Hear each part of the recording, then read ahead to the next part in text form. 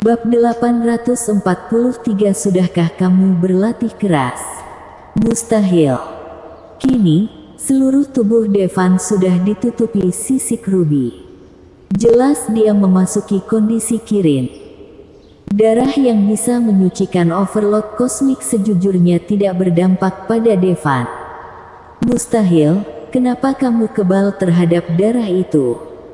Dekan, beraninya kamu menindas orang-orangku. Devar berdiri di kekosongan, wajahnya begitu garang.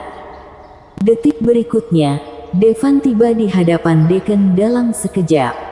Hah! Dekan langsung berubah jadi tameng, menghalau serangan Devan. Namun, cakar Kirin langsung menembus tamengnya. Energi mengerikan apa ini? Berapa kadar darah hewan ini? Bisa dengan mudah menembus pertahanan overload kosmik tingkat 5. Atau Devan semula merupakan monster yang berubah jam manusia. Memandang cakar tajam pihak lain hampir menembus dadanya. Tubuh Dekan langsung berkeringat dingin. Mengira cakar Kirin akan menembus tubuhnya. Untung cuma menusuk kulitnya. Tentunya Dekan tahu ini bukan karena pertahanannya cukup kuat. Namun, pihak lain menahan tangannya. Devan, kenapa kamu tidak menghabisiku? Dekan tampak bingung.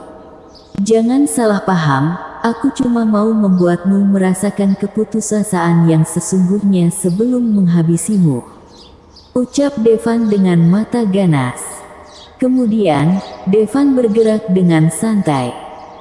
Rowlet penentu kematian yang semula berputar di kekosongan, terbang ke telapak tangannya. Kemudian, darah Dekan dioleskan pada rowlet penentu kematian. Rowlet penentu kematian langsung memancarkan sinar magis yang tak berujung. Sesudah darahnya dioleskan, Dekan langsung merasa sebuah energi mistik menyapu, menyelimutinya. Semua saripatinya langsung terkuras. Kamu, siapa kamu? Dekan tampak ngeri. Di waktu yang bersamaan, tubuh semua orang di tempat kejadian memancarkan sinar hijau. Semua energi mereka terkuras habis. Ini merupakan senjata magis penghancuran, rowlet penentu kematian. Seseorang mengenali senjata magis ini? Tidak. Dekan bergegas ke arah Devan seperti orang gila, mau merebut rowlet penentu kematian Devan. Sayang sekali, Dekan tidak bisa menandingi kecepatan Devan. Lari, semuanya lari. Sesudah tahu kalau Devan memegang rowlet penentu kematian di tangannya, Dekan menjerit dengan keras. Dekan tahu kalau hari ini akan jadi kematiannya. Namun, orang-orangnya tidak akan mati di bawah rowlet penentu kematian, jadi Dekan menyuruh mereka kabur. Kalau tahu sebelumnya, rowlet penentu kematian ada di tangan Devan, Dekan tidak akan mau melawan Devan. Orang-orang klan Meyer langsung membuka portal dan kabur. Dekan tidak kabur, karena dia pasti akan mati. Devan, meski punya rowlet penentu kematian, kamu tidak bisa menghabisi orang-orang di klan Meyer. Begitu klan Meyer bergabung kembali, itu akan jadi hari kematianmu. Mata Dekan memerah, menjerit keras. Tidak bisa menghabisi kalian semua. Devan terkekeh ketika mendengarnya. Bukannya kamu mengatakan kalau darah di atas kota berdarah merupakan darah leluhur klan Meyer? Devan segera menghampiri pecahan besar kota berdarah yang terbungkus darah dan mengatakan pada Dekan. Dekan tampaknya mengerti maksud Devan, mendadak melotot. Benar saja, detik berikutnya, Devan langsung melemparkan rowlet penentu kematian ke dalam darah itu. Kota berdarah terbuat dari darah leluhur klan Meyer. Jadi, kalau rowlet penentu kematian dilemparkan ke dalam darah itu, perubahan menakjubkan apa yang akan terjadi. Sinar roulet penentu kematian jadi lebih terang dibanding sebelumnya. Bagaikan matahari. Untuk sesaat, orang-orang klan Meyer yang semula kabur memiliki api hijau yang membakar tubuh mereka. Tidak. Menyaksikan adegan ini, Deacon sungguh putus asa. Kota berdarah ini mengandung darah leluhur yang tak terhitung jumlahnya, merupakan senjata pembunuhnya. Membantunya menghabisi musuh yang tak terhitung jumlahnya. Tidak pernah menduga kalau dia akan jadi penyebab klannya musnah. Itu merupakan darah leluhurnya dari generasi lampau. Di bawah satu leluhur, ada saudara sedarah yang tak terhitung jumlahnya. Kini klan Meyer akan musnah sepenuhnya. Mereka yang selamat tidak akan lagi dianggap sebagai klan Meyer. Karena tidak ada darah klan Meyer yang mengalir di tubuh mereka. Kebanyakan dari mereka merupakan wanita yang menikah dengan klan Meyer. Atau pria yang menikah dengan klan Meyer. Namun keturunan mereka akan tetap mati. Terputus sepenuhnya. Mustahil, aku, Deacon, sudah jadi overlord kosmik selama 10.000 tahun yang lalu, punya akar yang kuat. Bagaimana bisa dikalahkan oleh bocah sepertimu? Konyol. Deacon mendongak dan menjerit. Kini, Deacon begitu terpukul. Klan Meyer harusnya bisa mendapatkan warisan kaisar pembunuh. Bahkan, ada kemungkinan untuk bergabung dengan Imperial. Mendadak, segalanya berubah jadi penghancuran klan. Deacon tahu, klan Meyer sudah tamat.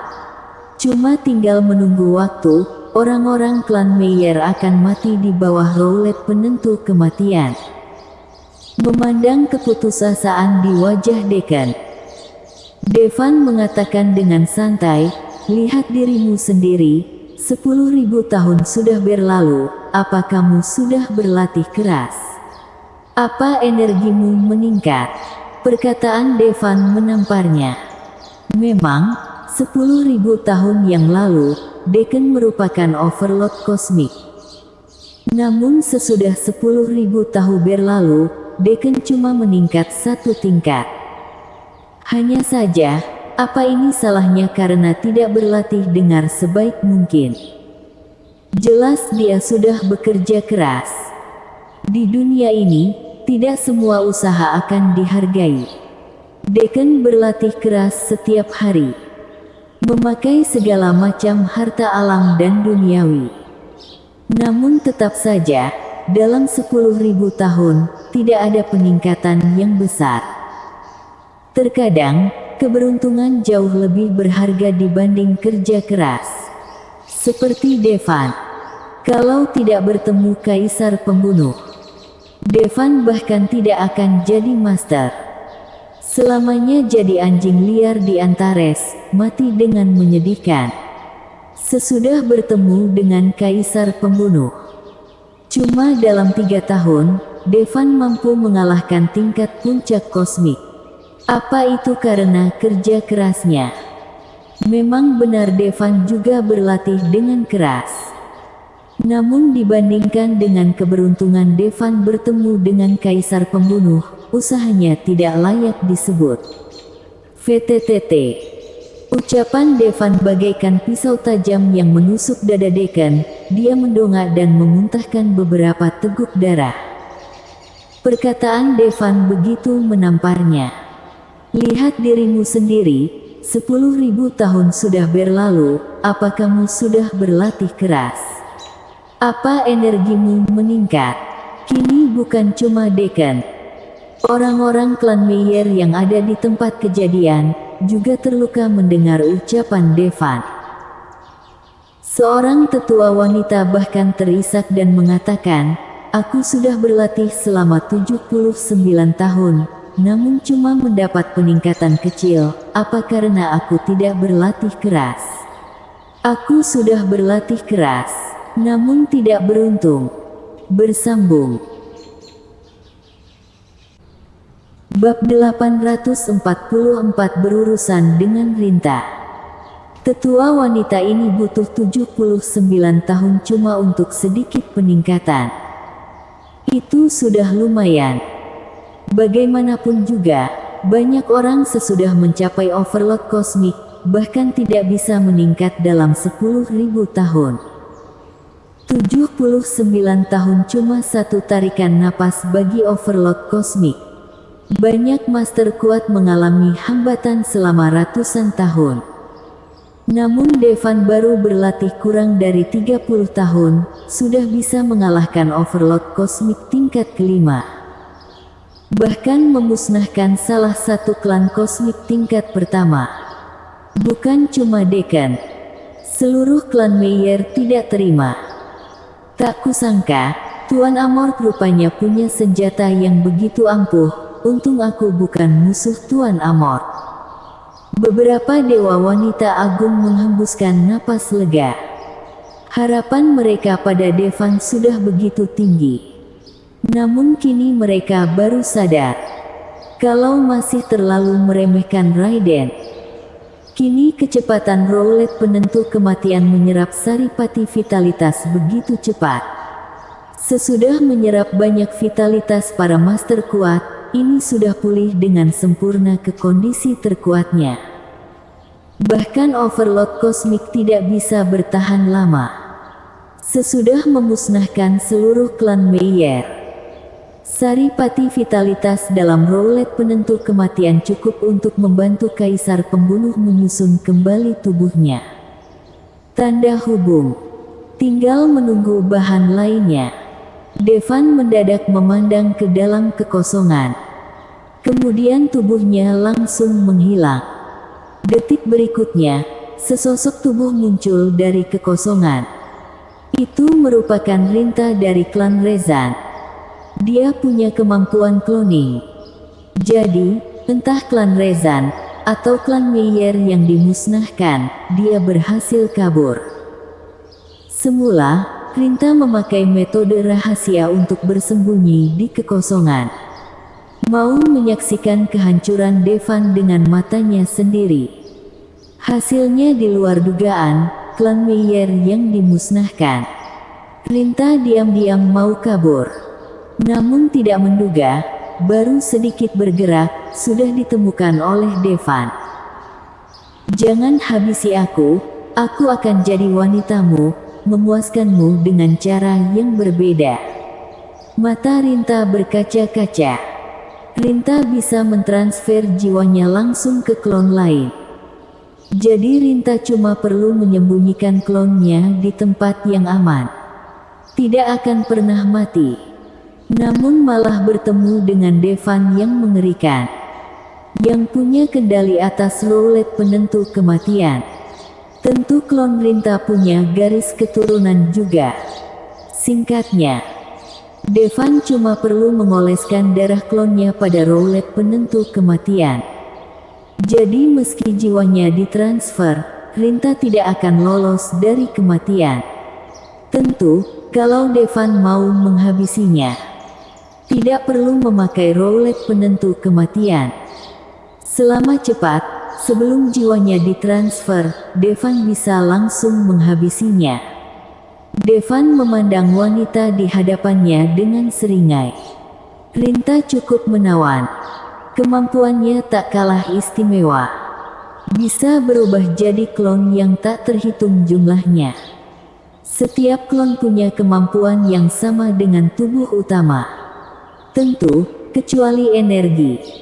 Makin banyak klon yang dimiliki, makin lemah energinya. Kalau cuma satu klon, energinya sama dengan tubuh utama. Sejujurnya, Rinta tidak lagi punya tubuh atau klon.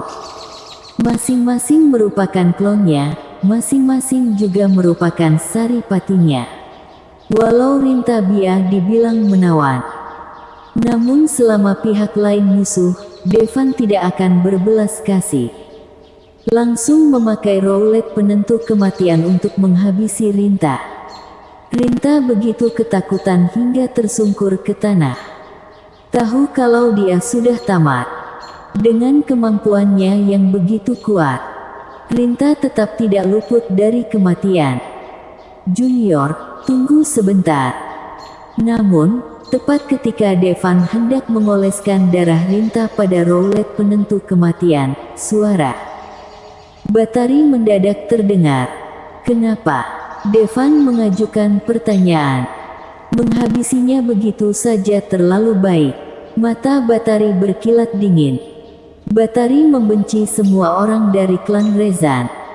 Lalu kakak mau aku bagaimana? Devan mengajukan pertanyaan. Jadikan dia budakmu selamanya. Batari mengatakan dengan emosi. Dengan senang hati, Devan setuju. Kemudian mengajukan pertanyaan pada Rinta, apa kamu bersedia? Bersedia. Rinta menganggukkan kepalanya. Sejujurnya selama bertahun-tahun, aku tidak pernah ikut dalam pengepungan klan Heteran, baru kali ini. Rinta mengatakan dengan jujur. Bahkan klan Meyer sudah dimusnahkan. Kepala klan Rezan juga diasingkan. Meski harus jadi budak, selama Rinta bisa bertahan hidup, dia bersedia. Devan bisa dibilang sudah cukup baik dengan klan Rezan. Meski planet kehidupan klan Rezan hampir dihancurkan sepenuhnya. Namun sejumlah kecil dari mereka berhasil lolos. Namun yang tersisa cuma pecundang-pecundang klan Meyer. Kalau gitu patuhlah, terima kontrak perbudakan. Devan mengulurkan jarinya ke arah Rinta. Rinta tidak menghindar sedikit pun. Devan menempelkan jarinya di kening Rinta. Sebuah energi mistik mengalir ke dalam tubuh Rinta. Detik berikutnya, Rinta merasa ada ikatan antara jiwanya dengan jiwa Devan. Langsung tampak begitu hormat pada Devan. Tuan, mulai sekarang aku budakmu. Ini merupakan kontrak perbudakan. Sesudah ditandatangani, budak akan menghormati tuannya dari lubuk hatinya. Bahkan meski tuannya memperlakukan dengan seenaknya, budak tetap akan menerimanya. Seperti Ivy dan Ivan ketika itu. Jelas tuan mereka merupakan musuh mereka sendiri. Namun mereka cuma bisa tunduk padanya. Mulai sekarang, semua orang di klan Heteran merupakan tuanmu. Kamu harus dengarkan perintah mereka. Jangan main-main dengan klan Heteran. Devan mengatakan dengan tegas pada Rinta. Baik tuan. Rinta membungkuk sebagai jawaban. Perintah tuan pada budaknya tidak boleh dilanggar. Melanggar sama dengan mati. Inilah tirani kontrak perbudakan.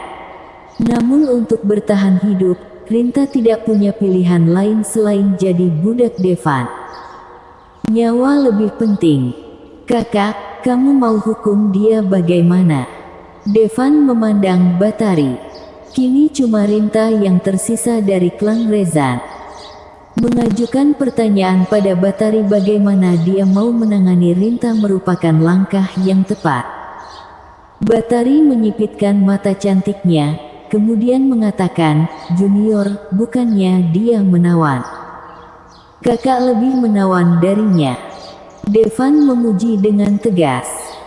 Mulutmu memang manis, namun karena Rinta bisa mengkloning dirinya sendiri, bagaimana kalau kamu? Seringai muncul di wajah Batari. Serius. Namun, Batari menundukkan kepala, berbisik lagi. Devan cuma bisa menggeliat mendengar perkataan Batari. Kakak sungguh mau aku melakukan itu? Yang barusan dikatakan Batari sungguh tidak normal, bahkan bagi pria cabul seperti Devan. Bersambung.